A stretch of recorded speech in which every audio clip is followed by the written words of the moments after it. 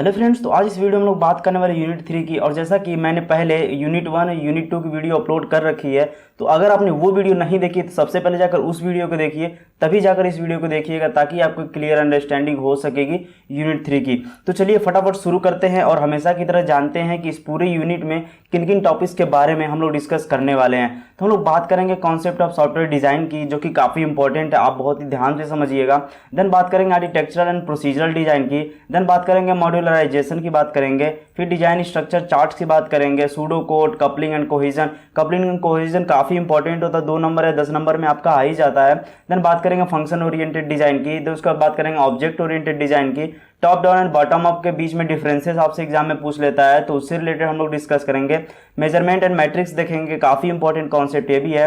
उसके बाद हेलिस्टेड software science के बारे में देखेंगे, इसमें कुछ न्यूमेरिकल्स होते हैं, उसके बारे में भी थोड़ा डिटेल से हम लोग डिस्कस करेंगे। उसके बाद देखेंगे फंक्शन पॉइंट के बारे में देखेंगे, साइक्लोमैटिक कम्प्लेक्सिटी मेजर्स के बारे में देखेंगे, जो कि इतने टॉपिक्स बहुत ही इंपॉर्टेंट है। एंड द लास्ट, हमेशा की तरह ये वीडियो हम लोग की हैंडिंग हो जाएगी और आपको समझ में आ जाएगा और आप भी ऐसे ही यूं ऐसे करके हंसेंगे, यार अब तो समझ में आ गया यूनिट 3, अब मजा आ जाएगा एग्जाम में। ठीक है, तो आपकी यूनिट 1 यूनिट 2 यूनिट 3 आपकी कंप्लीट हो जाएगी और एग्जाम में जो भी क्वेश्चन आपसे इससे पूछे जाएंगे आप बहुत ही आसानी से उसका आंसर दे पाएंगे। तो वीडियो शुरू करने से पहले इस चैनल के बारे में थोड़ा बात कर लेते हैं। अगर आप यार चैनल को नहीं सब्सक्राइब किए हो तो यार प्लीज इस चैनल को सब्सक्राइब कर लो। मैं आप लोगों के लिए इतना कर रहा हूं तो एटलीस्ट यार आप लोग इस चैनल को यार सब्सक्राइब तो कर ही सकते हो।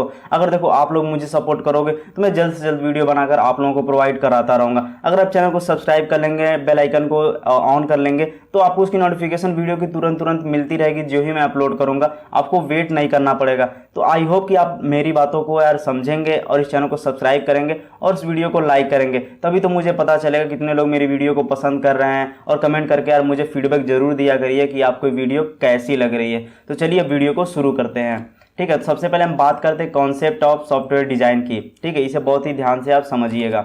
तो सबसे पहले बात करते हैं इसका थोड़ी डिफिनीशन की, आखिर में ये होता क्या है। तो software design is a mechanism to transform user requirements, इसे अंडरलाइन कर लो, इनटू सम सुटेबल फॉर्म। अब देखो, हमने जब SDLC मॉडल पढ़ा था, आपको याद होगा, सॉफ्टवेयर डेवलपमेंट लाइफ साइकिल। ठीक है, तो वहाँ पे क्या था कि सबसे पहले रिक्वायरमेंट एनालिसिस करते थे, प्लानिंग करते थे, डिज़ाइन करते थे, कोडिंग करते थे, टेस्टिंग करते थे। अभी मैंने डिज़ाइन का नाम बीच में लिया ना, तो वही डिज़ाइनिंग की बात यहाँ पर हम लोग करेंगे। तो यूनिट 3 में पूरी डिज़ाइनिंग की बात की जाएगी, कैसे जब यूजर्स रिक्वायरमेंट वगैरह लेते हैं तो वहाँ पे डिजाइनिंग होती है, तो क्या क्या कॉन्सेप्ट वहाँ पे अप्लाई होते हैं। तो SDLC में जो डिजाइनिंग वाला पार्ट होता है ना, उसी को एकदम डिटेल किया गया है इस यूनिट में। ठीक, तो चलिए समझते हैं इसको। तो software design is a mechanism transform user requirements into some suitable form, यानी कि जो भी यूजर्स की रिक्वायरमेंट होती है, जब कोई सॉफ्टवेयर बनवाने आता है तो उसकी कोई रिक्वायरमेंट होती है ना, तो जो भी यूजर्स की रिक्वायरमेंट होती है उसे ट्रांसफॉर्म करना एक सुटेबल फॉर्म में। ठीक है, which helps the programmer in software coding and implementation. और जो सुटेबल फॉर्म रेडी करते हैं ना यूजर, जो जो चीज़ें हमें बताता है उसे एक फॉर्म में अगर नोट कर लेते हैं, रेडी कर लेते हैं, तो जो सॉफ्टवेयर कोडिंग कर रहा होता है, यानी कि जो प्रोग्रामर कोडिंग कर रहा होता है सॉफ्टवेयर बनाने के लिए, तो उसे बहुत ही आसानी होती है कोडिंग करने में और इम्प्लीमेंटेशन करने में। ठीक है, यानी कि अब इसका मैं एक समरी दे देता हूँ, सॉफ्टवेयर डिजाइन क्या मतलब होता है इसका। ठीक है, ये एक मैकेनिज्म होता है जो कि यूजर्स के रिक्वायरमेंट को ट्रांसफॉर्म करता है एक सूटेबल फॉर्म में। और वो सूटेबल फॉर्म इसलिए होता है क्योंकि जब प्रोग्रामर उस सभी रिक्वायरमेंट को इम्प्लीमेंट करता है, ठीक है, उसे एज ए रियल शेप देता है जब, तो उसे कोडिंग करने में बहुत ही आसानी होती है। आई होप कि आपको ये चीज़ समझ में आ गई होगी। ठीक है, उसका मैंने कुछ पॉइंट्स में लिखे हैं, इसका क्या मतलब है। It allows the software engineers to create the model of software that to be develop. ठीक है, ये सॉफ्टवेयर इंजीनियर को अलाउ करता है एक मॉडल बनाने में। ठीक है, जो सॉफ्टवेयर उसे डेवलप करना है। ठीक है, सॉफ्टवेयर बनाना तो है ही, जो सॉफ्टवेयर बनाना है उसका एक मॉडल बनाने में बहुत ही हेल्पफुल प्रोवाइड करता है, ये उसे अलाउ करता है। ठीक, उसके बाद बात करते हैं software design phase is the first step in SDLC। ये सॉफ्टवेयर डिजाइन फेज होता है ना, ये फर्स्ट स्टेप होता है SDLC का, जो बहुत ही इंपॉर्टेंट होता है। ठीक है, which move the concentration from the problem domain to the solution domain. अब देखो क्या होता है, जो प्रॉब्लम आती है तो जो डिजाइनिंग हम लोग रेडी करते हैं, तो एक प्रॉब्लम की सॉल्यूशन तो ही होती है, वहीं तो सॉल्यूशन किया दिखाया जाता है कि हाँ ऐसे डिजाइन किया जाए। फॉर एग्जांपल व्हाट्सअप का ले लो यार, व्हाट्सअप मान लो आपको एप्लीकेशन बनवानी है वैसी, तो आप कहीं पर जाएंगे, ऐसे ऐसे चीज़ें इमेजिनेशन करके बताएंगे, फिर वो क्या डिज़ाइन रेडी करेगा, तो दिखाएगा ना कि हाँ यार देखो ये कलर आपको ऐसे यूज करना है, ये बटन्स यहाँ पे होंगे, पहले स्प्लैश स्क्रीन आएगा, फिर लॉगिन का पेज आएगा, फिर मेन पेज आएगा, फिर चैट का ऑप्शन रहेगा, ये सभी चीज़ें आपको वो डिज़ाइन करके दिखाएगा। तो एज ए वो सॉल्यूशन ही तो रेडी हो रहा है, उसके बाद ना वो कोडिंग वगैरह करके इंप्लीमेंट हो जाएगा। अब देखो जब डिजाइन बन के रेडी हो जाता है तो समझ लिया आपका आधा काम हो चुका होता है, बस उसे क्या है किसी डेवलपर को हायर करके अब बस उसे कोडिंग कराना होता है। ठीक है, तो डिजाइनिंग बहुत ही इंपॉर्टेंट प्रोसेस होता है। ठीक है, तो बहुत ही ध्यान से इसे समझिएगा और इसे आपका नॉलेज के लिए बहुत इंपॉर्टेंट है। अगर आप कोई सॉफ्टवेयर डेवलप करते हैं जैसे कि कोई वेबसाइट या फिर मोबाइल एप्लीकेशन, तो वहाँ पे डिजाइनिंग आपकी यार बहुत ही हेल्प करेगी वहाँ पे सब सारे कॉन्सेप्ट। ओके, तो चलिए देखते हैं general task involve in design process. कुछ जनरल टास्क होते हैं, वो कौन कौन से हैं। पहला है design the overall the system process. क्या होता है कि जो ओवरऑल प्रोसेस होती है सिस्टम की उसे हम डिजाइन करते हैं। ठीक है, segmenting the system into smaller modules. अब देखो जो प्रोजेक्ट बनाना होता है उसे छोटे छोटे पार्ट में हम लोग डिवाइड कर लेते हैं, छोटे छोटे मॉड्यूल में डिवाइड कर लेते हैं। आप लोग मॉड्यूल का नाम सुने होंगे कि जब बहुत बड़ा सा प्रोजेक्ट होता है छोटे छोटे मॉड्यूल में डिवाइड करते हैं। क्यों डिवाइड करते हैं? क्योंकि मान लो छोटे छोटे में डिवाइड हो जाएगा तो छोटे छोटे पार्ट सबको एक एक डेवलपर को दे दिए जाएंगे। बहुत सारे कंपनी में लोग काम करते हैं तो काम बहुत ही आसान हो जाता है। ठीक है, तो उसके बाद देखो designing the database structure. Database का स्ट्रक्चर रेडी किया था, जैसा कि आप लोग CRUD ऑपरेशन सुने होंगे, क्रिएट, डिलीट, अपडेट, ये सब सुने होंगे ना। तो ये सभी चीज़ें वहाँ पे डिसाइड की जाती हैं कि यूजर्स को क्या क्या परमिशंस होगी डेटाबेस से फेच करने की, एडमिन को क्या क्या चीज़ें रहेंगी। तो काफ़ी चीज़ें वहाँ पे देखने के लिए मिलती है। अब जैसे एग्जांपल ले लो रियल टाइम का व्हाट्सअप का, कि आप जब कोई मैसेज सेंड करते हो तो आप ही डिलीट फॉर एवरीवन कर सकते हो, ना कि जिसके पास सेंड किए हो वो डिलीट फॉर एवरीवन आपके वाले कर सकता है, नहीं कर सकता आपका मैसेज जो सेंड किए हो।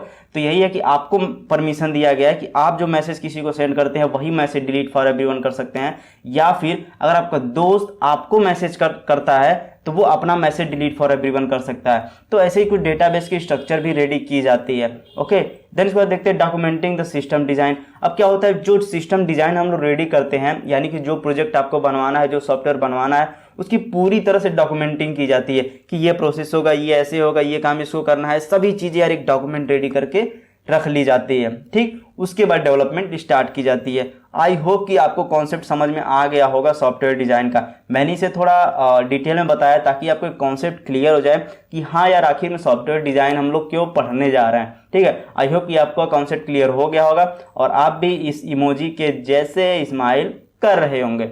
ओके, देन सॉफ्टवेयर डिजाइन के कुछ ऑब्जेक्टिव्स के बारे में देख लेते हैं। तो सबसे पहले क्या आता है, करेक्टनेस। करेक्टनेस में क्या है, software design should be correct as per requirement. यानी कि जो हम डिजाइनिंग कर रहे हैं, जो डिजाइन हम रेडी कर रहे हैं, वो रिक्वायरमेंट के अकॉर्डिंग वो करेक्ट हो। ऐसा ना हो कि यूजर ने रिक्वायरमेंट बताकर कुछ और गया और आपने डिजाइन कुछ और कर दिया, तो ऐसा नहीं होना चाहिए। ठीक है, उसके बाद देखो कंप्लीटनेस में क्या है, the design should have all components like data structure, modules and external interfaces.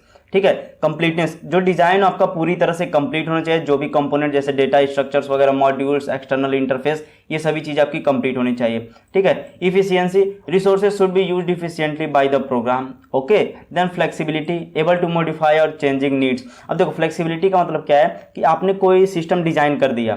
ठीक है, मान लीजिए कोई प्रोजेक्ट आपको बनाना है, उसकी पूरी डिजाइनिंग आपने कर दिया, फिर अगर इन फ्यूचर अगर कोई आपको चेंजेस करना है या आपका कस्टमर आके 2 दिन बाद बोल दे कि यार ये नहीं, थोड़ा ये चेंज कर दो उसमें, तो ये पॉसिबल हो कि आप उसमें मॉडिफिकेशन कर सकें। ऐसा ना हो कि ऐसा डिजाइन रेडी कर दें कि उसमें कोई मॉडिफिकेशन इन फ्यूचर किया ही ना जा सके। ठीक है, तो इसीलिए वहां पे फ्लेक्सिबिलिटी भी होनी चाहिए कि चेंजेस वगैरह, मॉडिफिकेशन वगैरह किया जा सके।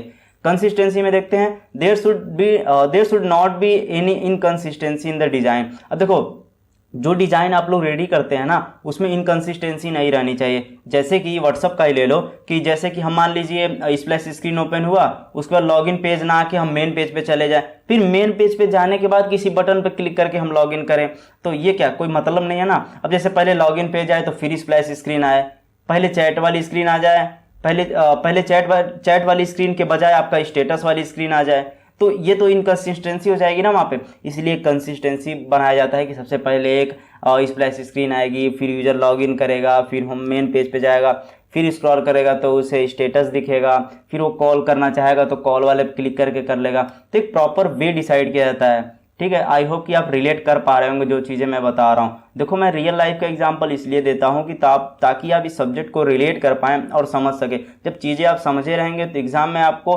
सोच कर बहुत सारी चीज़ें लिख डालोगे, जब रट कर जाओगे तो चीज़ें नहीं लिख पाओगे, वही रटी चीज़ें ज़्यादा देर तक हमें याद नहीं रहती हैं। ठीक है, चलो 6 नंबर पे देखते हैं मेंटेनेबिलिटी। इसमें क्या है, the design should B so simple so that it can be easily maintainable by other designers. अब क्या होता है कि जो डिजाइनिंग होता है ना, उसे हमें सिंपल रखने की कोशिश करना चाहिए।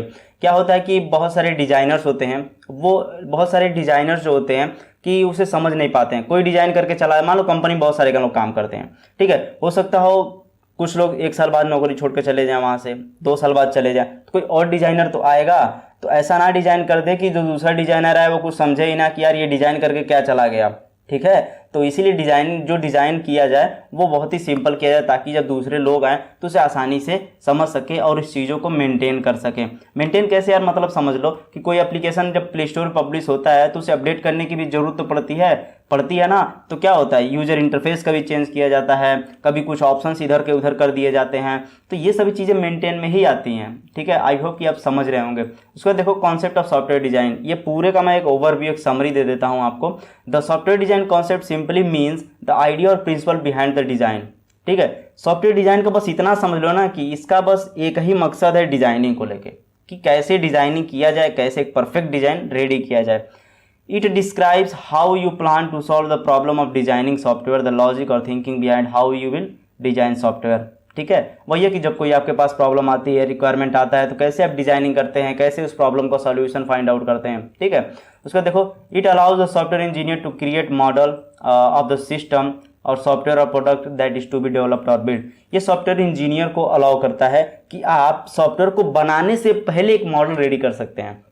फॉर एग्जाम्पल के लिए देखो, प्रोटोटाइप जो हम लोग रेडी करते हैं, क्या करते हैं, वो एक तरह से मॉडल ही होता है कि एक्चुअल में जो सॉफ्टवेयर आपको बनने के बाद दिखेगा वो ऐसा दिख रहा होगा। यानी इससे ये आसानी हो जाता है कि यूजर्स को कंफर्मेशन हो जाती है कि चलो यार ऐसा ही आपको मुझे ऐसा सॉफ्टवेयर बनाकर ये लोग देंगे, तो क्या होता है कि इसकी एक्सेप्टेबिलिटी लेवल बढ़ जाती है उस सॉफ्टवेयर की। और जो डेवलपर होते हैं उन्हें भी एक क्लियर अंडरस्टैंडिंग हो जाती है कि हाँ यार मुझे कोड करके ऐसा ही एप्लीकेशन बनाना है, ठीक है। अगर वो मान लो एक प्रोटोटाइप रेडी, प्रोटोटाइप शायद आप लोग समझ रहे होंगे 2 टाइप्स की होती है, एक हाई फाइडेलिटी, लो फाइडेलिटी की होती है।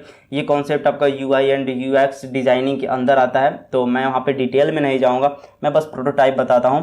प्रोटोटाइप मतलब बेसिकली ये होता है ना कि एक एक्चुअल सॉफ्टवेयर की एक समझ लो कि कॉपी होती है, कॉपी या उसका एक इमेज होता है, समझ लो कि जैसे सॉफ्टवेयर बनने के बाद दिखेगा ना, तो वैसे ही पहले हम एक प्रोटोटाइप रेडी कर लेते हैं, ठीक है। तो इतना बस समझ लो कि ये सॉफ्टवेयर इंजीनियर को अनुमति देता है, अलाउ करता है कि वो एक मॉडल बनाने उस सॉफ्टवेयर को डेवलप करने से पहले, ठीक है।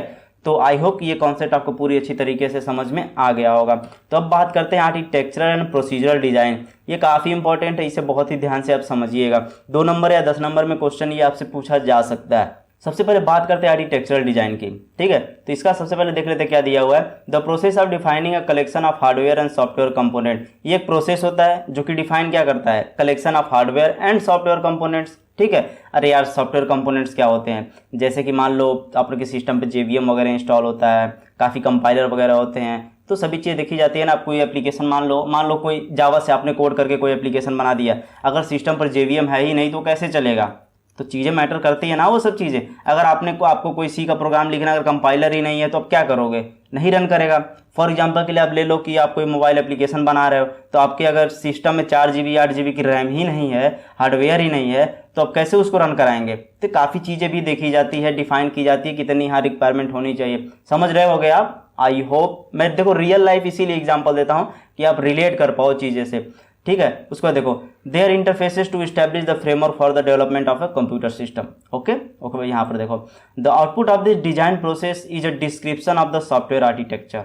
ओके, नेक्स्ट देखो, architectural design is an early stage of the software design process. ये एक अर्ली स्टेज होता है सॉफ्टवेयर डिजाइन प्रोसेस का, आप लोग समझ ही रहे होंगे, ठीक। इसके बाद देखो, it represents the link between specification and design process. देखो ये एक लिंक रिप्रेजेंट करता है between specification and design process का, and it often carried out in parallel with some specification activities. और देखो पैरेलली ये कैरिड आउट कर रहा होता है, ठीक है, कुछ स्पेसिफिकेशन एक्टिविटी के साथ साथ, ठीक है।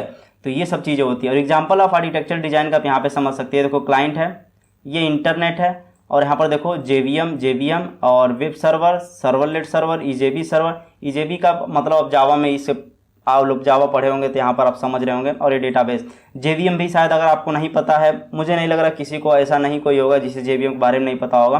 तो आई होप कि आपको जावा वर्चुअल मशीन का आप लोग नाम सुने होंगे यार। मतलब ये होता है जावा का कॉन्सेप्ट क्या है कि राइट वंस रन एवरीवेयर, यही कॉन्सेप्ट है ना। यानी कि आप एक बार लिखो और आप हर जगह उस कोड को रन कराओ। बाइट कोड में होता है ना, बाइट कोड जनरेट करता है जो कि आपका हर जगह पे रन होता है। तो ये होता है कि अगर आपके सिस्टम में JVM है तो जावा की एप्लीकेशन आराम से चल जाएगी। ठीक, JVM होनी ही होनी चाहिए। ऐसा नहीं है ऐसा भी नहीं है कि जावा में आपने कोड लिख दिया तो यार क्या होगा कि अब वो iOS पे नहीं चलेगा, एक कि आपका मैकबुक पे नहीं चलेगा, लिनक्स पे नहीं चलेगा, विंडोज़ पे नहीं चलेगा। ऐसा कुछ नहीं है, जहाँ जहाँ JVM है वहाँ वहाँ जावा चलेगा। इसीलिए कॉन्सेप्ट इसका है कि राइट वंस रन एवरीवेयर। ठीक है, यही कॉन्सेप्ट होता है। अब देखो यहाँ पर क्या दिया हुआ है, अ सेट ऑफ कंपोनेंट्स। कंपोनेंट्स मतलब आप समझ लीजिए कि डेटाबेस, कंप्यूटेशनल मॉड्यूल, ये सभी चीज़ें होती हैं। ठीक है, that will perform a function required by the system. ठीक, उसके बाद देखो the set of connectors will help in coordination, communication and cooperation between the components. देखो कुछ सेट ऑफ कनेक्टर्स होते हैं जो कि हेल्प करते हैं communication and cooperation between components के बीच में जो भी कम्युनिकेशन होता है वो कनेक्टर्स के थ्रू ही होता है। ठीक, आई होप कि आप समझ रहे होंगे। Conditions that how components can be integrated to form the system. ठीक, आई होप कि आर्किटेक्चर डिजाइन का कॉन्सेप्ट आपको समझ में आ गया होगा। ठीक, अब इसके बाद बात करते हैं इसे कुछ डेटा सेंट्रिक आर्किटेक्चर एक होता है और एक होता है डेटा फ्लो आर्किटेक्चर। तो एक एक करके इन दोनों को समझते हैं। तो सबसे पहले बात करते हैं कि डेटा सेंट्रिक आर्किटेक्चर क्या होता है। ठीक है, ये देखो कितना क्यूट सा लग रहा है ना, ये ऊपर मस्त लग रहा है ना। ठीक है, तो आप इसे प्यार से शांति से बैठो और आराम से देखो। कुछ नोटिफिकेशन ऊपर से आ रहे हैं तो उन्हें नोटिफिकेशन को ब्लॉक करो और आराम से समझो। ठीक है, उसके बाद देखो यहाँ पर देखो data centred architecture is a layered process. यहाँ ध्यान देना, जो डेटा सेंटर आर्किटेक्चर होता है ना, ये एक लेयर्ड प्रोसेस होता है। ठीक, which provides architecture guidelines in data centre development. ठीक है, विच प्रोवाइड्स आर्किटेक्चरल गाइडलाइन, जो कि प्रोवाइड करता है आर्किटेक्चर गाइडलाइंस इन data centre development. Data centre development में ये आर्किटेक्चरल गाइडलाइंस को प्रोवाइड करता है। ठीक है, अब देखो डेटा सेंटर आर्किटेक्चर या also known as data centric architecture. अब जहाँ कहीं आपको डेटा सेंट्रिक आर्किटेक्चर लिखा हुआ मिले तो आप बस समझ जाना कि ये डेटा सेंटर आर्किटेक्चर की बात कर रहा है और यही चीज़ आप एग्जाम में लिख देना। ठीक, उसके बाद देखो this architecture is the physical and logical layout of the resources and equipments.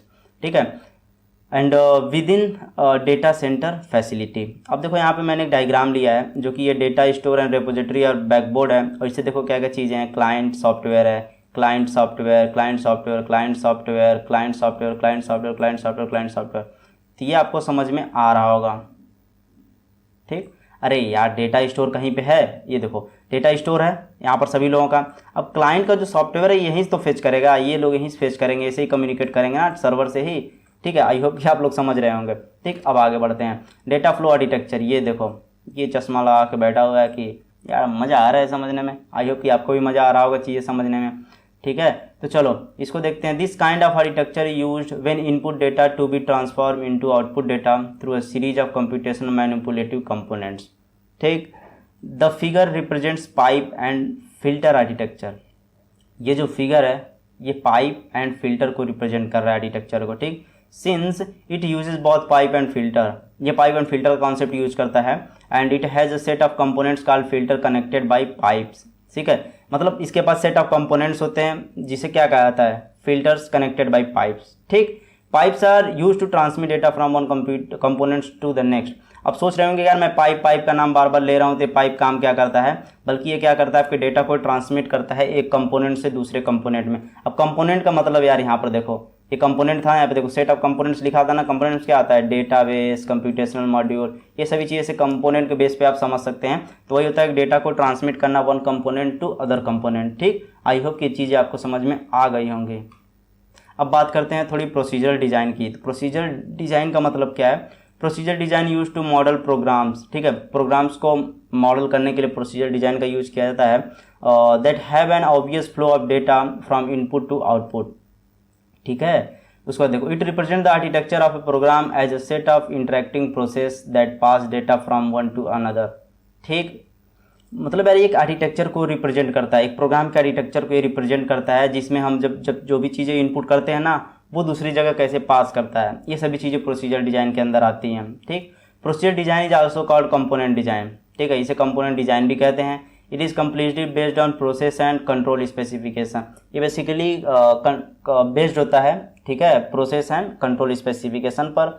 The state transition diagram, ठीक है, of the equivalent analysis model also used in component design. Component design में स्टेट ट्रांजिशन डायग्राम भी use किया जाता है। जैसे कि component design मतलब यही यार, प्रोसीजर डिजाइन को ही कंपोनेंट डिजाइन कहते हैं। कहीं कंपोनेंट डिजाइन करके पूछे तो आप समझिएगा कि ये प्रोसीजर डिजाइन की ही बात कर रहा है। ठीक, लास्ट में बात करते हैं component design is usually done after user interface design. UI design आप लोग जानते हैं ना, यूआई चीज़ें फुल फॉर्म उसका होता है user interface design. User interface design के बाद ही कंपोनेंट डिजाइन किया जाता है। तो अब हम बात करते हैं मॉड्यूलराइजेशन की। ठीक है, अब ये क्या होता है, चलो इसको आराम से समझते हैं। तो पहले पॉइंट पे यहाँ पे क्या दिया हुआ, modularity in design refers to the splitting of large software system into smaller connected modules. अब देखो, स्प्लिटिंग ऑफ लार्ज सॉफ्टवेयर, जो बड़े बड़े सॉफ्टवेयर्स होते हैं उसे स्प्लिट कर दिया जाता है, उसे डिवाइड कर दिया जाता है छोटे छोटे पार्ट में। ठीक है, कनेक्टेड मॉड्यूल, जो मॉड्यूल होते हैं एक दूसरे से कनेक्टेड होते हैं। यानी कि ये जब एक बड़ा सा प्रोजेक्ट है तो क्या किया जाता है, इसे छोटे छोटे मॉड्यूल में ब्रेक कर दिया जाता है। ठीक है, इसे छोटे छोटे मॉड्यूल में ब्रेक कर दिया जाता है ताकि इन्हें आराम से डेवलप किया जा सके, इन्हें आराम से बनाया जा सके। यानी कि व्हाट्सअप का एग्जांपल लेते हैं। मान लो ये व्हाट्सअप है, ठीक है, इसमें बहुत सारे मॉड्यूल्स में डिवाइड किए गए हैं व्हाट्सअप को। जैसे कि स्प्लैश स्क्रीन जो सबसे पहले आती है, फिर लॉगिन का पेज आता है, फिर आपका मेन पेज आता है, फिर स्टेटस वाला आता है। यानी कि छोटे छोटे पार्ट में सबको डिवाइड कर दिया गया है। ठीक है, यही होता है एक लार्ज सॉफ्टवेयर को छोटे छोटे पार्ट में डिवाइड करना। और छोटा छोटा पार्ट होता है ना, इसे मॉड्यूल करते हैं, इसे मॉड्यूल, इसे मॉड्यूल, इसे मॉड्यूल, इसे मॉड्यूल, उन्हें ही मॉड्यूल कहते हैं। आई होप कि आप लोग समझ रहे होंगे, और इसी प्रोसेस को मॉड्यूलराइजेशन कहते हैं। ठीक है, modules are interconnected through their interfaces. जो मॉड्यूल होते हैं वो अपने इंटरफेसेस के थ्रू कनेक्टेड होते हैं।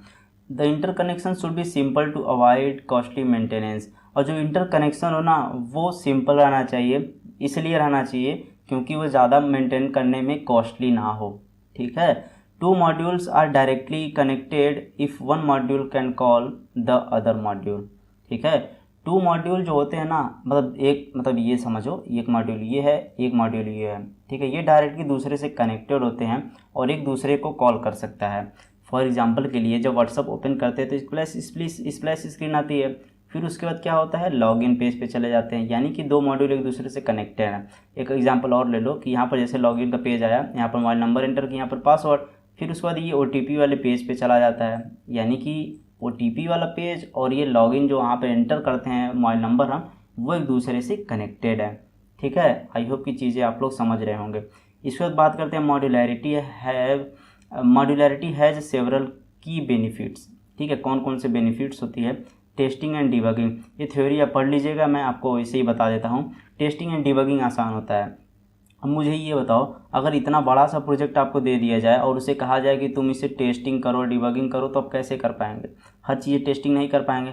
अगर इसे छोटे छोटे पार्ट में ब्रेक कर दिया जाए, छोटे छोटे मॉड्यूल में ब्रेक कर दिया जाए, देन कहा जाए इसे टेस्ट करने के लिए, तो कोई इसे टेस्ट करेगा, कोई इसे टेस्ट करेगा, कोई इसे टेस्ट करेगा, कोई इसे टेस्ट करेगा, तो बहुत ही आसानी से उसकी टेस्टिंग हो जाती है। तो यही कॉन्सेप्ट होता है मॉड्यूलैरिटी का, कि जब हम बड़े प्रोजेक्ट को छोटे छोटे पार्ट में डिवाइड कर देते हैं तो छोटे छोटे पार्ट की टेस्टिंग एंड डिबगिंग बहुत ही आसान हो जाती है। अब देखो, reusability, if you discover you need the same functionality in a new project, you can package the existing functionality into something reusable by multiple project without copying and pasting the code। अब देखो, reusability का मतलब क्या होता है कि मान लो आप कोई नया प्रोजेक्ट बना रहे हो और सेम फंक्शनैलिटी आप पुराने वाले प्रोजेक्ट में भी कर रखे हो, इम्प्लीमेंट कर रखे हो, तो सिंपल सा क्या करोगे, उस मॉड्यूल को यूज कर लोगे आप अपने नए प्रोजेक्ट में। यानी कितना बड़ा कोड, आपको काफ़ी चीज़ें लिखनी नहीं पड़ेगी। तो यहाँ पर आपकी हेल्पफुल हो जाती है मॉड्यूलैरिटी की वजह से। ठीक, उसके बाद देखते हैं एक्सटेंसिबिलिटी। एक्सटेंसिबिलिटी का मतलब क्या है, your software now runs as a set of independent components connected by an abstraction layer. ठीक है, तो उसी का मतलब होता है एक्सटेंसिबिलिटी। आई होप कि आपको ये चीज़ें समझ में आ रही होंगी। अब इसके बाद बात करते हैं एडवांटेजेस। कुछ एडवांटेज देख लेते हैं मॉड्यूलराइजेशन की, और इसके जो एडवांटेजेस हैं वो बहुत ही मस्त हैं यार। मतलब इसके एडवांटेजेस ही एडवांटेज हैं। और देखो, ये हंस रहा है, स्माइल कर रहा है यार, एडवांटेज ही एडवांटेज है, क्यों। चलो पहले पॉइंट को समझते हैं। Smaller components are easier to maintain. अब मुझे बताओ कि अगर आपको 100 kg का अगर आपको कुछ दे दूँ मैं ले जाने के लिए, क्या उसे आप आसानी से ले जाएंगे। क्या 10 kg का सामान दे दूँ तो आप आसानी से ले जाएंगे। ऑब्वियसली अब 10 kg का ही सामान आसानी से ले जा सकते हैं। और ये आपको बहुत परेशानी होगी ले जाने में। तो सेम यही कॉन्सेप्ट होता है कि एक बड़े से प्रोजेक्ट को छोटे छोटे पार्ट में डिवाइड कर देना, जिसे आसानी से मेंटेन किया जा सके। ठीक है, program can be divided based on functional aspects. अब देखो, जो प्रोग्राम होते हैं ना, जो मॉड्यूल वगैरह डिवाइड होते हैं, वो फंक्शनल एस्पेक्ट्स पे होते हैं। ऐसा नहीं है कि वैसे ही कुछ ऐसे ही मॉड्यूल बना दिया जाए, ऐसा नहीं होता है। अब फंक्शनल बेस पे देखो, ये एक लॉगिन का पेज होता है, तो ये क्या कुछ एक एक्टिविटी परफॉर्म कर रहा है, तो इसके कुछ फंक्शंस होते हैं। ठीक है, यानी लॉगिन करने का। ठीक है, जहाँ पे हम लोग चैटिंग कर रहे होते हैं, वही जो मॉड्यूल होता है, यानी कि वहाँ पे हम चैटिंग ऑपरेशन परफॉर्म कर रहे होते हैं। यानी सबका एक एक अलग अलग फंक्शन होता है हर मॉड्यूल का। ठीक है, easier because programmers only focus on one small simple problem rather than a large complex problem. यानी कि जो प्रोग्रामर होता है वो इस पर नहीं फोकस करता है, यानी कि बड़े से सॉफ्टवेयर पर नहीं फोकस करता, यानी कि उसको एक पार्ट दे दिया जाता है, एक छोटा सा मॉड्यूल दे दिया जाता है कि लो इसको संभालो। फिर दूसरे प्रोग्रामर को ये पार्ट दे दिया जाता है, इसको संभालो। यानी कि समझ लो 10 kg वाला ही चीज़ संभाल रहा होता है, यानी कि उसके लिए वो चीज़ें आसान होती हैं डेवलप करना या संभालना। ठीक है, टेस्टिंग एंड डिबगिंग ईजियर, मैंने पीछे बता दिया, टेस्टिंग एंड डिबगिंग बहुत ईजियर होता है। ठीक है, छोटे छोटे मॉड्यूल अगर हो जाएंगे तो easy to isolate bugs and easy to fix bugs. अब देखो, छोटा सा ये मॉड्यूल है अगर, तो इसमें हम आसानी से बग्स भी फाइंड कर सकते हैं, पूरे प्रोजेक्ट में हमें ढूंढना नहीं पड़ेगा। ठीक है, और जब आज मिल जाएगा तो आसानी से उस बग्स को हम लोग फाइंड भी कर सकते हैं। फाइंड कर सकते हैं ना, जैसे कि अगर एक बड़ा सा घर है और उसमें से कोई छुप गया आपका दोस्त जाके, तो उसे ढूंढने में बहुत परेशानी होगी आपको। अगर मान लो एक छोटा सा घर है, उसमें आपका दोस्त जाके अगर छुप जाता है तो आप बहुत ही आसानी से उसे ढूंढ लेते हो। तो सेम यही कॉन्सेप्ट है, ये जो बग्स है ये आपका दोस्त है। ठीक है, मतलब मैं एग्जांपल दे रहा हूँ कि आप समझ जाओ कि ये बग्स जो है ये आपका दोस्त है। ठीक है, यानी कि अगर दोस्त आपका इस बड़े घर में छुपा तो आप उसे आसानी से नहीं खोज पाओगे बग्स को। वही अगर बग्स छोटे घर में जाकर छुप गया, छोटे सॉफ्टवेयर में, छोटे मॉड्यूल में, तो आसानी से जाकर उसे आप ढूंढ लोगे और फिक्स कर सकते हो। ठीक, आई होप ये चीज़ें आप लोग अच्छे से समझ गए होंगे। अब बात करते हैं डिज़ाइन स्ट्रक्चर चार्ट के बारे में। ये काफ़ी इंपॉर्टेंट है, थोड़ा अच्छे से समझने की कोशिश करिएगा। ठीक है, अब देखो, a structure chart is a software engineering a structure chart in software engineering and organizational theory is a chart which shows the breakdown of a system to its lowest manageable levels। अब देखो, shows the breakdown of a system, ठीक है, to its lowest manageable levels। ठीक है, यही concept होता है इसका। उसके बाद देखो, they are used in structured programming to arrange program module into a tree. जो ये स्ट्रक्चर चार्ट्स होता है ना, इसको स्ट्रक्चर्ड प्रोग्रामिंग में यूज किया जाता है, इसलिए यूज किया जाता है ताकि जो मॉड्यूल है उन्हें अरेंज किया जा सके इनटू अ ट्री। ट्री के फॉर्मेट में, अरे बाइनरी ट्री वगैरह आप लोग पढ़े होंगे ना, ऐसे ऐसे होता है, ट्री के फॉर्मेट में उसे हम लोग कर सके। ठीक है, यहाँ पर देखो ट्री के फॉर्मेट में हुआ है ना, अभी मैं इसको अच्छे से बताऊँगा। ऐसे ट्री, फिर यहाँ से निकला है ऐसे ऐसे ट्री। ठीक, each module is represented by a box which contains the module name. जो भी मॉड्यूल होते हैं उन्हें रिप्रेजेंट किया जाता है एक बॉक्स के थ्रू, ऐसे एक बॉक्स के थ्रू, और जो कि कंटेंट कर रहा होता है मॉड्यूल का नाम। अब देखो, यहाँ पर आपको देखने के लिए मिल रहा होगा, ये बॉक्स है ना, इस बॉक्स में जो चीज़ लिखा है उस मॉड्यूल का नाम है। ठीक, आई होप कि आप समझ रहे होंगे। The tree shows the relationship between module, और जो ट्री होती है वो रिलेशनशिप दिखाती है दो मॉड्यूल के बीच में। Showing data transfer between the modules, और वो शो करती है कि इस दोनों मॉड्यूल के बीच में किस टाइप्स के डेटा ट्रांसफ़र हो रहे हैं। ठीक है, data being pass from module to module that needs to be processed. ठीक, structure chart is a chart derived from a data flow diagram. DFD का आप लोग नाम सुने होंगे, पिछली यूनिट्स अगर आपने वीडियो अच्छी से देखी है तो डीएफडी का नाम आप लोग सुने होंगे। तो यही है कि डीएफडी से ही डिराइव किया गया है स्ट्रक्चर चार्ट को। ठीक है, it represent the system in more detail than DFD. जो ये रिप्रेजेंट करता है सिस्टम को बहुत ही अच्छे तरीके से, जो कि डीएफडी इतने अच्छे तरीके से नहीं कर पाता था। यानी कि मान लो जो आपका सॉफ्टवेयर है, अगर उसकी जो डीएफडी हम लोग बनाते थे लेवल 1, लेवल 0, लेवल 1, लेवल 2 ऐसे बनाते थे, तो उससे कहीं बेहतर है स्ट्रक्चर चार्ट। ठीक है, it breaks down the entire system into lowest functional modules. ये क्या करता है, इंटायर सिस्टम, यानी कि जो भी मान लो एक पूरा सॉफ्टवेयर ही है उसे ब्रेक कर देता है लोवेस्ट फंक्शनल मॉड्यूल्स में, और describe functions and sub functions of each modules of the system to greater details than DFD. तो जाहिर सी बात है, घुमा फिरा के यही कहना चाह रहा है कि डीएफडी से ही अच्छा है। ठीक है, इसके बाद देखते हैं ये डायग्राम की, जो कि मैंने ट्री बनाया हुआ है। तो ये ट्री जैसे मैंने बताया कि ये बॉक्स है, एक बॉक्स के अंदर ही हम लोग मॉड्यूल को लिखते हैं और मॉड्यूल बॉक्स के थ्रू रिप्रेजेंट किया जाता है। तो ये तो आप समझ ही रहे होंगे कि ये मॉड्यूल का नाम है, ये मॉड्यूल ऐसे दिखाया गया है। और यहाँ पर एक दूसरे से रिलेशनशिप हम लोग दिखाते हैं दो मॉड्यूल की, और ये ट्री के फॉर्मेट में इसे करते हैं। तो इतनी चीज़ें आपको क्लियर हो गई होंगी, ठीक है। अब देखो ये जो डेटा कपल शो करता है, ये जो ऐसे देखो ये नई कलर है, यानी ये सब चीज़ देखो ये है और यहाँ पर है। तो ये जितनी चीज़ें डेटा कपल को शो करती है, जो फ्लैग है ये देखो फ्लैग, ये पीछे का पार्ट इसका देखो पूरा ब्लैक है। तो ये देखो ये फ्लैग है, ये फ्लैग है, और यहाँ पर देखो फ्लैग है, यहाँ पे फ्लैग है। तो ये जितनी भी चीज़ें हैं ये फ्लैग है, ठीक है। आई होप कि आपको डिज़ाइन स्ट्रक्चर चार्ट समझ में आ गया होगा। अब बात करते हैं सूडो कोड। सूडो कोड यार काफ़ी इंपॉर्टेंट है, 2 नंबर में तो यार शायद पूछता है, तो इसे तो आप समझ ही लीजिए। तो सूडो कोड को शुरू करने से पहले यार फिर एक चैनल के बारे में बात कर लेता हूँ। वीडियो पसंद आ रही है आपको तो यार प्लीज़ इस वीडियो को लाइक करो और कमेंट करके बताओ कि वीडियो आपको कैसी लग रही है, समझ में आ रही है। तो आप मुझे कमेंट करो कि यार मुझे वीडियो अच्छी लग रही है, मुझे समझ में आ रही है, मुझे नेक्स्ट यूनिट की वीडियो आप बनाकर प्रोवाइड करिए। तो एटलीस्ट इतना तो कमेंट कर दो, ठीक है। तो आई होप कि आप लोग कमेंट जाकर जरूर करेंगे। और इस वीडियो के टारगेट में 200 लाइक्स रखता हूं। अगर 200 लाइक्स आते हैं तो नेक्स्ट वीडियो मैं बनाने की कोशिश करूंगा, ओके। तो इस चैनल को सब्सक्राइब कर लो, और सब्सक्राइब करेंगे आप तो आपको नोटिफिकेशन जल्द से जल्द मिलने लगेगी और आप वीडियो को जल्दी देख पाएंगे, ठीक। तो अब बात करते हैं सूडो कोड की।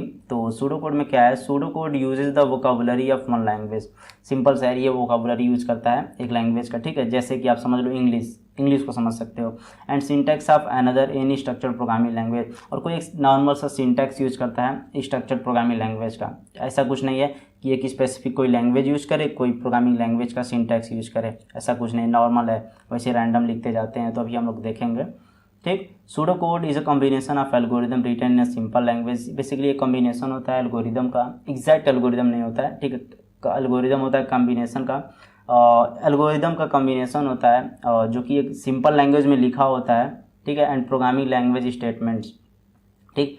Using pseudo code the designer design describe system characteristic structured by keyword such as if then else while do and end, ठीक है। अब देखो यहाँ पर दिया हुआ फ्लो चार्ट, हम फ्लो चार्ट बनाते थे ना जब आप सी लैंग्वेज वगैरह की जब चीज़ें स्टार्टिंग में शुरू कर रहे होंगे पढ़ना, तो ऐसे ही फ्लो चार्ट्स आपको बनाने के लिए बताया गया होगा। तो ऐसे फ्लो चार्ट बनाते थे। तो सेम अब सूडो कोड की बात करें तो सूडो कोड ऐसे ही लिखते हैं, ठीक है। Pet fall around count equal to 1 while not ready to get up and count is less than equal to 3, then ये चले। तो ऐसे करके हम सूडो कोड लिखते हैं, ठीक है। अब बात करते हैं एडवांटेज ऑफ सूडो कोड। आखिर में सूडो कोड का एडवांटेज क्या है कि ये बैठ कर रॉकेट पे उड़ रहा है, तभी आप भी उड़ने लगोगे रॉकेट पे बैठ के। एक बार एडवांटेज इसके देख लो। Converting a pseudo code to programming language much easier as compare to converting the to flow chart और decision table.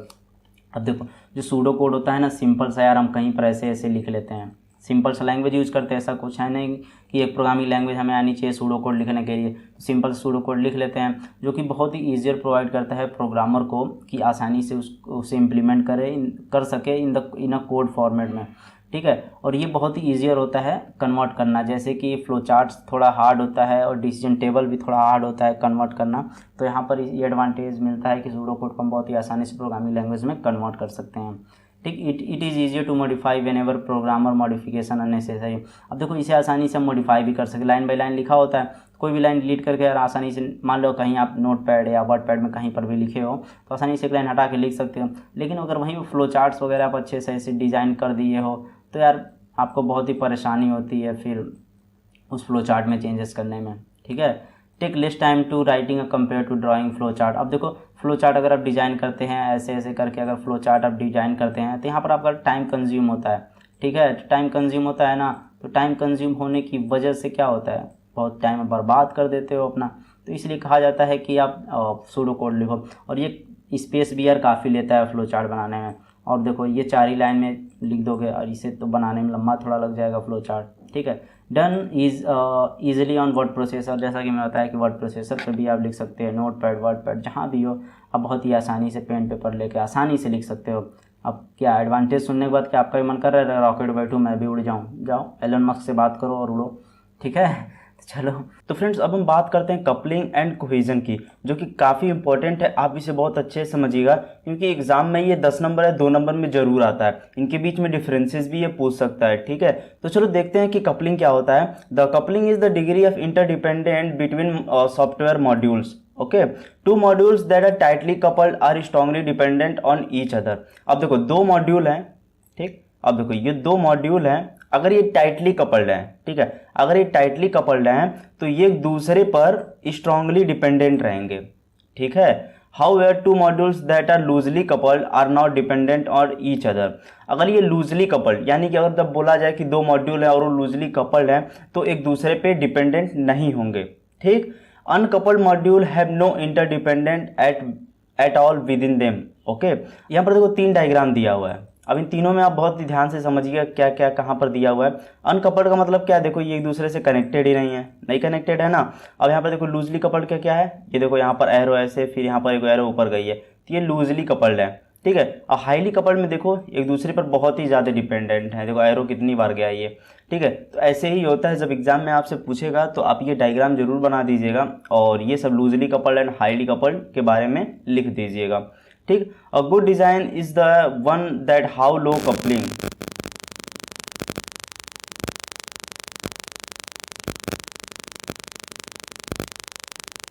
A good design is the one that has low coupling.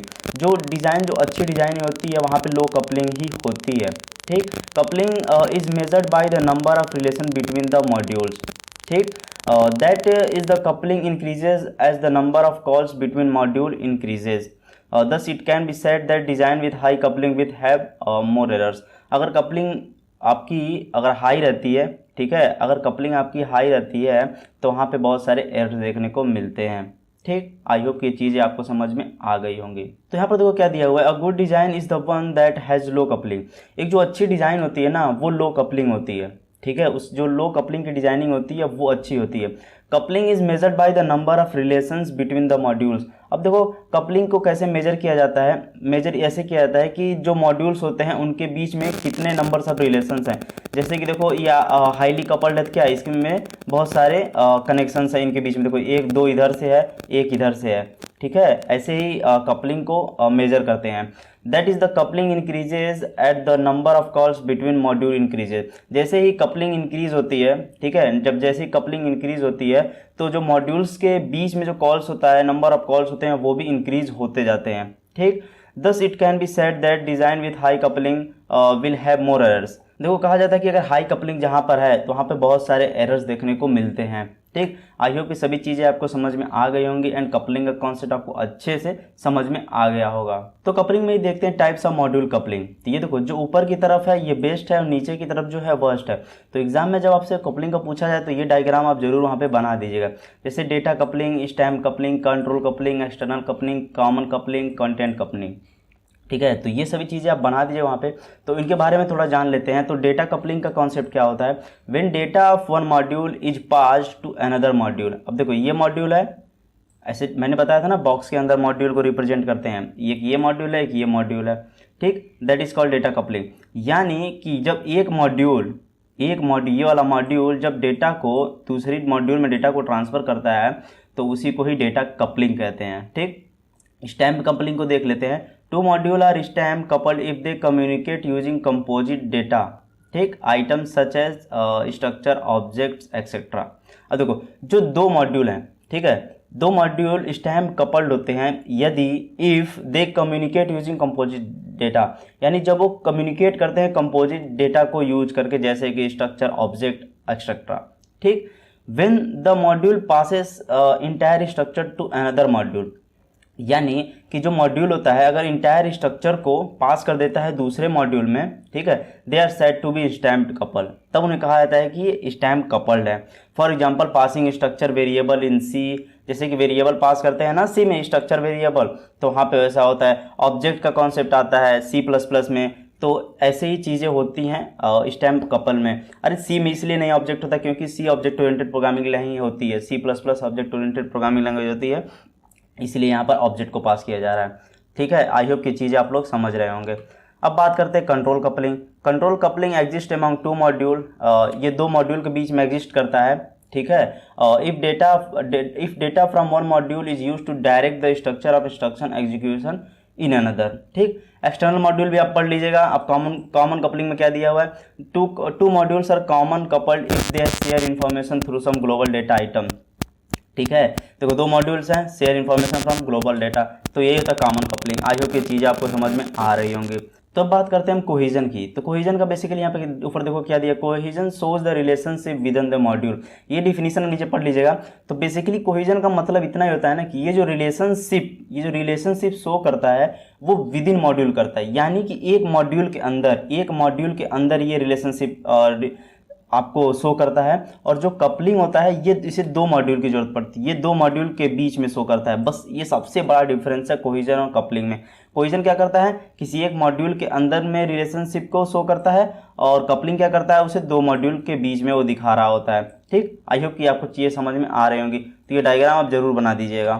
ठीक, अब देखो टाइप्स ऑफ कोहिजन क्या होता है, functional cohesion, sequential cohesion, communication cohesion, procedural cohesion, temporal cohesion, logical cohesion, coincidental cohesion. ठीक है, ये बेस्ट होता है ऊपर, नीचे वर्स्ट होता है।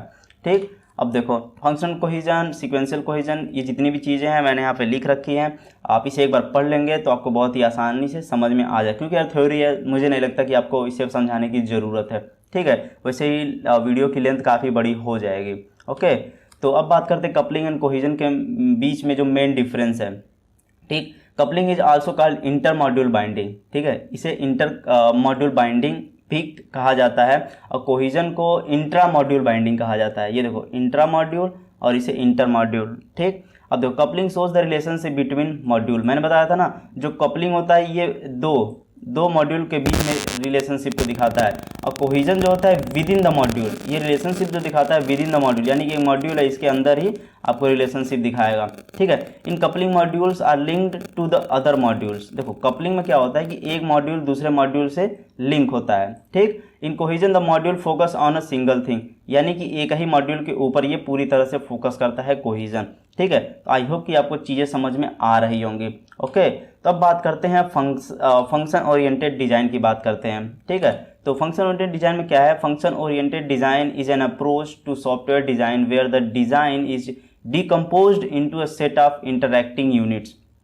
ठीक है, फंक्शन ओरिएंटेड डिज़ाइन एक तरह की अप्रोच होती है सॉफ्टवेयर डिज़ाइन में। ठीक है, जहाँ पर डिज़ाइन को डिकम्पोज कर दिया जाता है into set of interacting units में। ठीक, where each unit has a clearly defined function, और जो भी ईच यूनिट्स होती है ना वहाँ क्लियरली एक डिफाइन कर दिया था एक फंक्शन को। ठीक है, अब देखो यहाँ पर देखो एक इमेज दिया हुआ है डिज़ाइन नोटेशन, जैसे डेटा फ्लो डायग्राम होता है, फिर डेटा डिक्शनरीज होती है, फिर स्ट्रक्चर चार्ट्स होता है, सूडो कोड, ये सब अलग अलग चीज़ें बनाई जाती हैं ऐसे। ठीक है, फंक्शन ओरिएंटेड डिज़ाइन में। ओके, अब इसके बाद देखते हैं techniques used by function oriented designer. कुछ टेक्निक्स होती हैं किन की मदद से हम फंक्शन ओरिएंटेड डिज़ाइन को हम बनाते हैं। ठीक, अब देखो पहला डेटा फ्लो डायग्राम, डीएफडी के बारे में आप लोग जानते ही हैं। ठीक, उसके बाद देखो डेटा डिक्शनरीज होती है, ये इसके बारे में भी आप पढ़ लीजिएगा, थ्योरी है। स्ट्रक्चर चार्ट के बारे में मैंने पीछे बता रखा है, सूडो कोड भी मैंने पीछे बता रखा है, तो मुझे नहीं लगता कि फिर से मुझे यहाँ पर बताने की ज़रूरत है, तो बस आप लोग पढ़ लीजिएगा, आपको आराम से चीज़ें समझ में आ जाएंगी।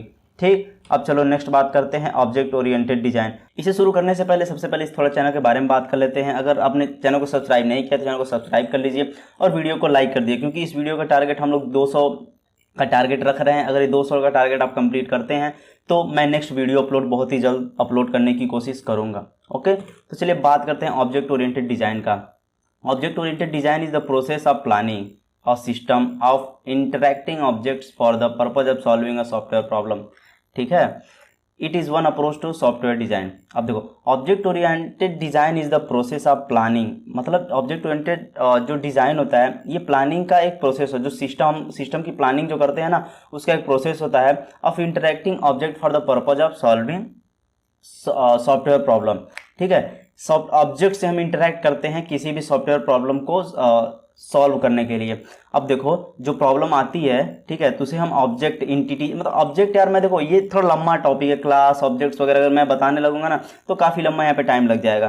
तो आई होप कि आप लोग ऑब्जेक्ट समझ रहे होंगे कि ऑब्जेक्ट क्या होता है। अगर आपने कोई भी लैंग्वेज पढ़ी है ना ऑब्जेक्ट ओरिएंटेड की, तो वहाँ पर आपको समझ में आ रहा होगा चीज़ें। मुझे नहीं लगता मैं यहाँ पे चीज़ें अच्छे से डिस्कस करूँ।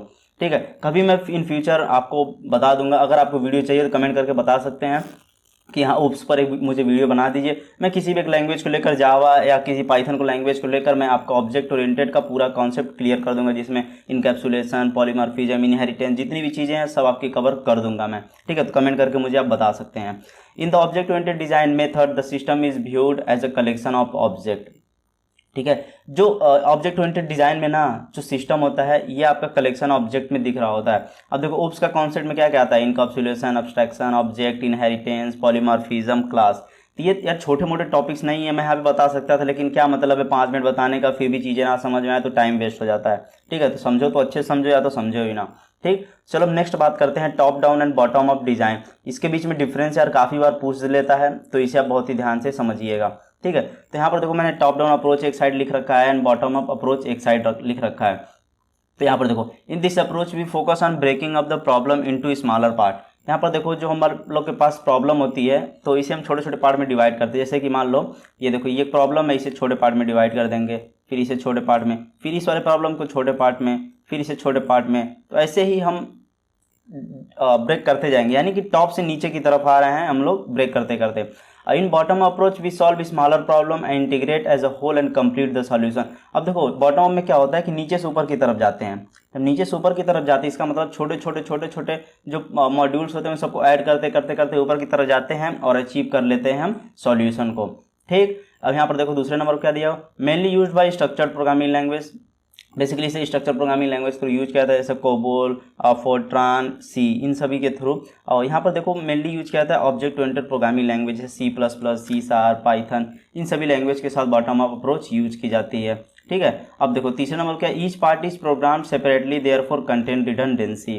ठीक, redundancy is minimized by using data encapsulation and data hiding. Encapsulation data hiding का एक कॉन्सेप्ट होता है यार उसमें, तो फिर मैं यहाँ पे बता दे रहा हूँ उप्स आपको पढ़नी पड़ेगी। यूट्यूब सब जाकर पढ़ सकते हैं, ऐसा नहीं जरूरी है कि मैं ही आपको बताऊँ। तो यूट्यूब पे बहुत सारे कंटेंट पढ़ें, आप दूसरे का भी जाकर देख सकते हैं। अगर आपको मुझसे पढ़ना है तो भी कमेंट करके मुझे बता सकते हैं। फोर्थ नंबर क्या दिया हुआ, in this the communication is less among module. जो मॉड्यूल्स होते हैं, ये जो मॉड्यूल्स होते हैं बहुत सारे जो मॉड्यूल्स, उनके बीच में कम्युनिकेशन थोड़ा कम होता है यहाँ पर। In this module must have communication, यहाँ पर कम्युनिकेशन होना ही होना चाहिए। ठीक, अब देखो it is used in debugging module documentation etcetera.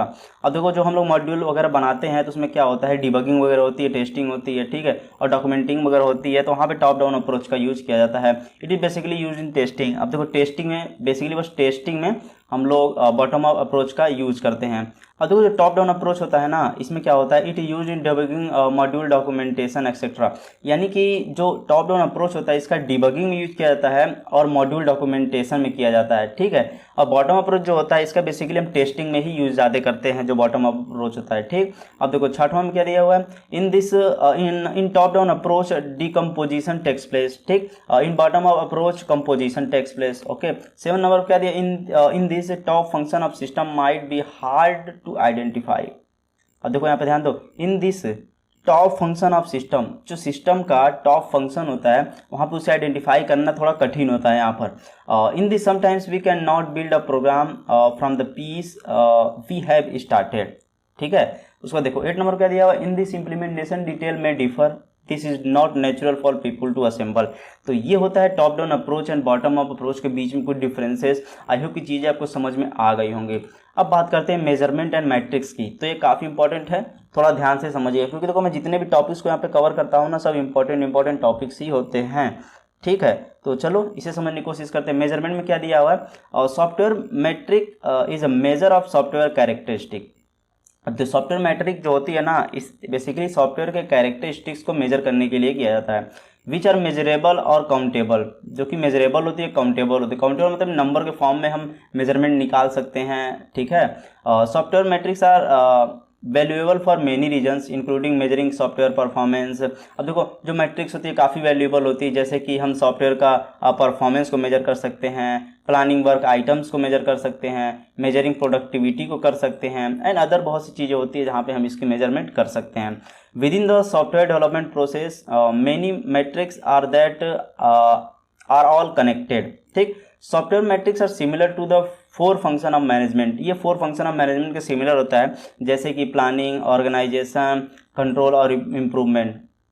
ठीक है, तो ये होता है। अब देखो नीड ऑफ सॉफ्टवेयर मेजरमेंट, आखिर में सॉफ्टवेयर मेजरमेंट की ज़रूरत ही क्यों पड़ी, आखिर में ये भाई साहब कहाँ से आ गए कि यार चलो मुझे भी इसमें डाल लो और मैं भी इसमें लगा रहूँगा, काम करूँगा इसमें, आखिर में ज़रूरत क्यों पड़ी। चलो यहाँ पर देखते हैं, software is measure to, basically क्या दिया हुआ है, create the quality of the current product और प्रोसेस, जो करेंट प्रोडक्ट है उसकी क्वालिटी को और इन्हेंस करना या बनाना, ठीक। Anticipate future qualities of the product और प्रोसेस, ठीक है। Enhance the quality of product, जो क्वालिटी होती है प्रोडक्ट की उसे इनहेंस करना। अब देखो regulate the state of the project in relation to budget and schedule. अब देखो क्या होता है कि एक बजट के अंदर और जो शेड्यूल हम टाइमिंग दिए होते हैं उसके अंदर भी प्रोजेक्ट को रेगुलेट करना, ये भी एक तरह का टास्क ही बहुत बड़ा होता है। तो ये सब चीज़ें कैसे पता चलती, कैसे मेजर की जाती हैं, कितने दिन में आपका सॉफ्टवेयर रेडी हो जाएगा, तो सभी चीज़ें मेजरमेंट के अंदर आती है, मैट्रिक्स के अंदर ही आती हैं, इसलिए सॉफ्टवेयर मेजरमेंट की ज़रूरत पड़ी वहाँ पे, ठीक। अब नेक्स्ट बात करते हैं मैट्रिक्स की। तो मैट्रिक्स में क्या है, metrics is a measurement of the level that any input belongs to a system, product और प्रोसेस, ओके। और देयर आर 4 फंक्शन यहाँ पे होते हैं, जैसे प्लानिंग होता है, ऑर्गेनाइजिंग होती है, कंट्रोलिंग होती है, इंप्रूविंग होता है, ठीक। अब देखो इसके बाद बात करते हैं क्लासिफिकेशन ऑफ सॉफ्टवेयर मैट्रिक्स। इसका क्लासिफिकेशन जो सॉफ्टवेयर मैट्रिक्स का है, basically there are 3 types of software metrics, 3 types के होते हैं। पहला आपका है प्रोडक्ट मैट्रिक्स, प्रोसेस मैट्रिक्स और प्रोजेक्ट मैट्रिक्स। तो प्रोडक्ट में क्या दिया हुआ है, product metrics are used to evaluate the state of product, जो प्रोजेक्ट का स्टेट होता है उसे इवैल्यूएट करने के लिए किया जाता है, और ट्रेसिंग रिस्क, जो रिस्क ट्रेस करने के लिए, and under covering prospective problem areas, the ability of team to control quality is evaluated, ठीक। अब प्रोसेस मैट्रिक्स में क्या है, process metrics pay particular attention on enhancing the long term process of the team और organization, ठीक है। Project metrics क्या होता है, the project metrics describe the project characteristics and execution process, जो भी प्रोजेक्ट की कैरेक्टरिस्टिक्स होती है उसे डिस्क्राइब करता है, और जो भी एग्जीक्यूशन प्रोसेस होती है उसे ये डिस्क्राइब करता है। उसके बाद देखो number of software developer, number of software developer जो होते हैं उनको भी दिखाया जाता है मैट्रिक्स के फॉर्म में, कितने डेवलपर यहाँ पे जरूरत होंगे, कितने काम करेंगे यहाँ पे, वो सभी चीज़ें। Staffing pattern over the life cycle of the software, cost and schedule, वही है कि जो प्रोजेक्ट की कॉस्ट वगैरह कितनी आएगी, शेड्यूलिंग वगैरह की जाती है, इतने दिन में ये चीज़ रेडी हो जाएगा, इसके बाद ये रेडी हो जाएगा, ठीक है। तो इस महीने में इतना काम ज़्यादा होगा, तो मैट्रिक्स के थ्रू ही दिखाई जाती चीज़ें, और प्रोडक्टिविटी भी वहाँ पे मेजर की जाती है, ओके। देन अब बात करते हैं हेलस्टेड सॉफ्टवेयर साइंस के बारे में। इसका यार थोड़ा इंपॉर्टेंट है और इसमें कुछ क्वेश्चंस भी होते हैं, तो आपको आने जरूर चाहिए। तो हेलस्टेड सॉफ्टवेयर साइंस के बारे में समझते हैं, इसे बहुत ही ध्यान से आप समझिएगा, तभी ये समझ में आएगा आपको। अब देखो स्टेटमेंट मैंने यहाँ पे लिखा हुआ है, computer program is an implementation of N algorithm, ठीक है। अब देखो जो कंप्यूटर के प्रोग्राम होते हैं वो क्या होते हैं, एक तरह के इम्प्लीमेंटेशन ऑफ एल्गोरिदम, एल्गोरिदम का इम्प्लीमेंटेशन ही तो होता है। Consider to be a collection of tokens which can be classified as either operators और ऑपरेंड। अब देखो टोकन्स का कॉन्सेप्ट आप लोग कंपाइलर डिजाइन में पढ़े होंगे, तो कितने लोगों को कंपाइलर डिजाइन पसंद है वो कमेंट करके बता सकते हैं। बोरिंग तो होता है यार कंपाइलर डिजाइन में, मतलब काफ़ी चीज़ें इधर उधर दी जाती हैं, नहीं तो आप भी कमेंट करके मुझे बता सकते हैं कि आपको सब्जेक्ट कैसा लगा। सब्जेक्ट बहुत अच्छा है, आपको बहुत डीप लेवल की चीज़ें पता चल जाएंगी, हाँ यार एक्चुअल में कंपाइलर ऐसे वर्क करता है। और अगर आप अच्छे से पढ़ लेंगे ना उसे, तो आप हो सकता है कि कंपाइलर भी आप डिज़ाइन कर पाएंगे, ठीक है। तो ये होता है, ठीक। अब देखो software science metrics can be defined in terms of these basic symbol, these symbols are called as token. कुछ सिंबल्स होते हैं जिनके थ्रू मैट्रिक्स वगैरह डिफाइन की जाती हैं, ठीक है, तो उन्हें टोकन्स कहा जाता है। जैसे का डबल इनवर्टेड कामा के अंदर लिखा हो तो उसे एक काउंट करते हैं, जैसे कि मान लो system dot out dot println Java हो गया, और इसके अंदर जो चीज़ें लिखी होती हैं उन्हें 1 काउंट करते हैं, तो ऐसी चीज़ें टोकन्स वगैरह चल रही होती हैं। द बेसिक मेजर्स आर, देखो यहाँ पे कुछ टर्म है जो फार्मूला में यूज होता है, तो उसे क्या चीज़ें किसको क्या कहते हैं। अगर स्मॉल n1 है तो काउंट ऑफ यूनिक ऑपरेटर्स कहते हैं। ऑपरेटर ऑपरेंड्स आप लोग समझ रहे होंगे क्या किसको कहते हैं, ठीक है। तो उसके बाद देखो n2 में क्या होता है कि काउंट ऑफ यूनिक ऑपरेंड्स होते हैं, और कैपिटल N1 को कहते हैं count of total occurrence of operators कहते हैं। फिर कैपिटल N2 जो होता है count of total occurrence of operands होते हैं। और size of the program can be expressed as n = n+n2, ठीक है। अब देखिए प्रोग्राम वॉल्यूम का फार्मूला, प्रोग्राम लेवल का फार्मूला एंड प्रोग्राम डिफिकल्टी का फार्मूला, तो यहाँ पर देखो तीनों का दे रखा है, ठीक है। तो ये आप एक बार देख लीजिएगा। यहाँ पर देखो मैंने n1 n2 जो भी चीज़ें बताएं चीज़ें ऐसे हैं। ये देखो एक कोड दिया हुआ है, ये कोड है, और यहाँ पर देखो ignore the function definition count operator and operands. इस प्रोग्राम में जितने भी ऑपरेटर्स एंड ऑपरेंड्स हैं उसे यहाँ पे निकाल लिए हैं। अब देखो ऑपरेटर्स इसके अंदर क्या क्या है, ऑपरेटर्स देखो ये है ऐसे जो बना हुआ है, ये है, अब देखो इक्वल टू में ये है इक्वल टू आपका है, तो इक्वल टू कितनी बार आया है, 5 बार आया है। ये आपका लेस देन कितनी बार आया है, 3 बार आया है। माइनस कितनी बार, 1 बार आया है। तो देखो ये सभी चीज़ें यहाँ पे इतनी बार लिख ली गई हैं, जो चीज़ जितनी बार आई हैं। और ऑपरेंड्स क्या होते हैं, ऑपरेंड्स देखो ये सब होते हैं 0 1 2 A I J N T, ये जितनी चीज़ें हैं ये ऑपरेंड्स है। कितनी कितनी बार है, 1 बार ये आया है, 2 बार ये आया है, N 3 बार आया है, T 3 बार आया है। तो यहाँ पर देखो टोटल निकाल लिया गया है। N1 कैपिटल N1 50 है और स्मॉल N1 17 है ऑपरेटर्स में, और ऑपरेंड्स में N2 equal to capital N2 equal to 30 है, N2 इक्वल टू 7 है। और देखो यहाँ पे कैलकुलेट करके इतना निकाल दिया गया है, ठीक है। तो ऐसी चीज़ें कैलकुलेट यहाँ पे की जाती है। अब देखो मेजरमेंट्स में बात करते हैं, एडवांटेज एंड डिसएडवांटेज। मेजरमेंट यानी कि हेलोस्टेट का जो एडवांटेज एंड डिसएडवांटेजेस क्या होता है उसे समझ लेते हैं। अब देखो इसमें सबसे पहले प्रिडिक्ट एरर रेट, एरर के रेट को प्रिडिक्ट करने का काम किया जाता है। फिर प्रिडिक्ट मेंटेनेंस इफोर्ट, ठीक है, सिंपल टू कैलकुलेट, बहुत ही सिंपल होता है इसे कैलकुलेट करना। फिर उसके बाद मेजर ओवरऑल क्वालिटी, ओवरऑल जो प्रोडक्ट की क्वालिटी होती है उसे मेजर करने के लिए किया जाता है। यूज फॉर एनी लैंग्वेज, ऐसा नहीं है कि बस सी लैंग्वेज, C++ लैंग्वेज के लिए हम यूज कर सकते हैं इसे, कोई भी प्रोग्रामिंग लैंग्वेज के साथ हम इसे यूज कर सकते हैं। डिसएडवांटेज में क्या है, डिपेंड्स ऑन कंप्लीट कोड, यार बेसिकली पूरा कोड पर ही कंप्लीट होता है। अगर कहीं कोड में गड़बड़ी हुई तो इसका कैलकुलेशन भी आपका गड़बड़ आएगा, ठीक है। इसके बाद देखो complexity increases, program level decreases. अगर देखो प्रोग्राम का लेवल अगर डिक्रीज होता है ना तो इसकी कम्प्लेक्सिटी इंक्रीज होती जाती है। यानी कि अगर कोई ऐसा कोडिंग कर दिए, बहुत ही कॉम्प्लेक्स लेवल से कर दिए हैं, तो उसका लेवल कम हो जाता है ना, तो इसलिए कम्प्लेक्सिटी उसकी बढ़ जाती है। फिर डिफ़िकल्ट टू कंप्यूट, थोड़ा कंप्यूट करने में डिफ़िकल्टी होती है। वही है ना कि अगर लेवल डिक्रीज हो जाएगा तो कम्प्लेक्सिटी इंक्रीज हो जाएगी, यानी कि वहाँ पर डिफ़िकल्टी आपको फेस करनी पड़ेगी उसे कंप्यूट करने में, ठीक है। उसके बाद देखते हैं फंक्शन पॉइंट। फंक्शन पॉइंट भी थोड़ा काफ़ी इंपॉर्टेंट है, इसे समझ लीजिएगा, ठीक। तो यहाँ पर देखो function point is used in the estimation of software development cost, which is the most important potential use of function point data, okay. अब देखो फंक्शन पॉइंट में भी use to compute the following importance metrics. यहाँ पर 3 चीज़ें दी हुई हैं। अगर प्रोडक्टिविटी आप कैलकुलेट करनी है तो function point upon persons month, ठीक। और उसके बाद देखो quality defects upon function point, rupees upon function point, cost अगर आपको करनी है। देखो organization that use function point method develop criteria for determining whether a particular entry is low, average और हाई। देखो ऑर्गेनाइजेशन जो होती है वो फंक्शन पॉइंट मेथड को यूज करती हैं डेवलप क्राइटेरिया फॉर डिटरमाइन, यानी कि निर्धारित करने में कि जो पर्टिकुलर एंट्री है लो है कि एवरेज है कि हाई है, ये सभी चीज़ें वहाँ पर डिटरमाइन करने के लिए किया जाता है, ठीक है। अब देखो यहाँ पर there are 3 types of transaction functions होते हैं। पहला एक्सटर्नल इनपुट्स, दूसरा एक्सटर्नल आउटपुट्स, तीसरा एक्सटर्नल इंक्वायरीज, ठीक। अब इसके एडवांटेजेस क्या होते हैं, साइज ओरिएंटेड मैट्रिक्स, ठीक है, ये साइज ओरिएंटेड मैट्रिक्स होती है। लैंग्वेज डिपेंडेंट, ये लैंग्वेज पे डिपेंडेंट होती है। थर्ड पे क्या है, ये थर्ड पे क्या दिया हुआ है, understood by the non technical user. अब ऐसा नहीं कि जो टेक्निकल बंदा है वही सभी चीज़ें समझ पाए, ठीक है। जो मेजरमेंट हम फंक्शनल पॉइंट बेस्ड की मदद से करते हैं, तो कोई भी बंदा है, नॉन टेक्निकल बंदा भी समझ सकता है। To estimate cost and resources required for software development, ठीक है। उसको देखो डिसएडवांटेज में क्या दिया हुआ, मैनुअली काउंटिंग प्रोसेस, मैनुअली यार काउंटिंग प्रोसेस होता है, सबसे बड़ा इसका डिसएडवांटेज होता है। डिफिकल्ट टू अंडरस्टैंड में क्या है कि स्टार्टिंग में जो कैलकुलेशन वगैरह थोड़ी होती है ना वो थोड़ी डिफिकल्ट होती है। जो रिजल्ट आता है वो तो समझ सकता है, कोई भी नॉन टेक्निकल बंदा भी देख के समझ सकता है, लेकिन स्टार्टिंग में थोड़ी यार यहाँ पे डिफिकल्टी देखने को मिल जाती है, ठीक है। रिक्वायर्स एक्सपीरियंस, यानी कि यहाँ पर आपको एक्सपीरियंस होना चाहिए इसे कैलकुलेट वगैरह मेजर करने के लिए, ठीक। आई होप ये चीज़ आपको समझ में आ गई होंगी। तो यहाँ पर कुछ देख रहे थे टाइप्स ऑफ FP एट्रीब्यूट्स, ठीक। क्या कहाँ पर चीज़ें दी हुई हैं तो उसका मतलब क्या होता है, देखो यहाँ पर मेजरमेंट्स के पैरामीटर्स हैं और यहाँ पे एग्जांपल दिए हुए हैं, ठीक है। नंबर ऑफ एक्सटर्नल इनपुट, यहाँ पे क्या हुआ, इनपुट स्क्रीन है टेबल्स के लिए। नंबर ऑफ एक्सटर्नल आउटपुट्स क्या होता है, आउटपुट स्क्रीन एंड रिपोर्ट्स के लिए, एग्जांपल होते हैं उसके। फिर नंबर ऑफ एक्सटर्नल इंक्वायरीज क्या होती है, कहाँ पर, प्रॉम्प्ट एंड इंटरप्ट्स के लिए, ठीक। और नंबर ऑफ इंटरनल फाइल्स क्या होती है, database and directories. And number of external interface क्या होता है, share database and share routines, okay. Then अब बात करते हैं साइक्लोमेट्रिक कम्प्लेक्सिटी मेजर, ये थोड़ा इंपॉर्टेंट है, इसे ध्यान से समझिएगा आप लोग।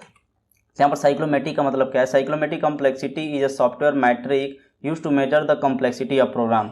इसकी मदद से हम जो प्रोग्राम होता है उसकी कम्प्लेक्सिटी को मेजर करने के लिए हम लोग करते हैं, ठीक। It gives the quantitative measure of logical complexity of the program. Basically quantitative form में देती है, यानी कि नंबर्स फॉर्म जिसे आप काउंट कर सकते हैं उस फॉर्म में आपको ये दे देती है, 1 2 3 4 5 के फॉर्म में दे देगी कि हाँ आपके प्रोग्राम का लेवल ये है, सब चीज़ें दे देती है आपका, ठीक है। How to calculate cyclometric complexity, इसे कैलकुलेट कैसे करते हैं, ठीक है।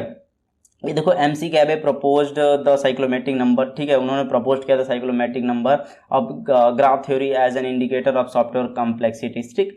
The cyclometric number is equal to the number of linearly independent path through a program and in its graph representation for a program control graph G cyclometric number VSG is given as, ये होता है formula. और यहाँ पर ध्यान देना E को कहते हैं हम लोग the number of edge in graph G, ठीक। N को क्या कहते हैं, the number of nodes in graph G, ठीक। अब P को क्या कहते हैं, the number of connected components in graph G।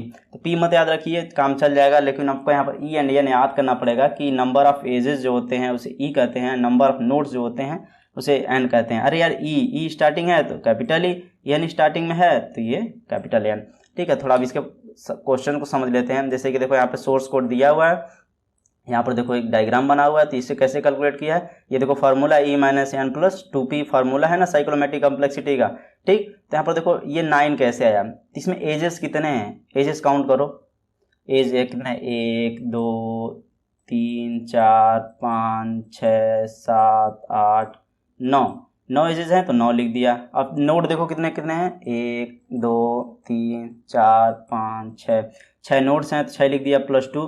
अब देखो जो प्लस 2 था ना, ये देखो प्लस 2 तो पहले से दे रखा है, तो सिंपल सा प्लस 2 आप यहाँ पे लिख देंगे। वही मैं बोला था ना P उतना इंपॉर्टेंट नहीं है। अब इसे कैलकुलेट कर लीजिए, 5 आ जाएगा आपका। अब देखो number of different section of the control flow graph and number of binary decision plus 1, ठीक। तो ये आपका आंसर आ गया 5। देखो कितना आसान है कैलकुलेट करना। तो आई होप की चीज़ें आपको समझ में आ गई होंगी। एंड साइक्लोमेट्रिक कम्प्लेक्सिटी मेजर से कुछ एडवांटेज एंड डिसएडवांटेज को देख लेते हैं। Give complexity of various design, बहुत सारे डिजाइन की कॉम्प्लेक्सिटी आपको बता देती है ये डिजाइन कितना कॉम्प्लेक्स है, ठीक। Computed early in life cycle, ठीक है। Easy to apply, measure minimum efforts, बहुत ही कम एफर्ट्स लगा मेजर वगैरह कर सकते हैं, ठीक है। Measurement programs control complexity and not the data complexity. देखो यहाँ पे प्रोग्राम के कंट्रोल कॉम्प्लेक्सिटी को मेजर करते हैं, ना कि डेटा के कॉम्प्लेक्सिटी को, ये ध्यान दीजिएगा।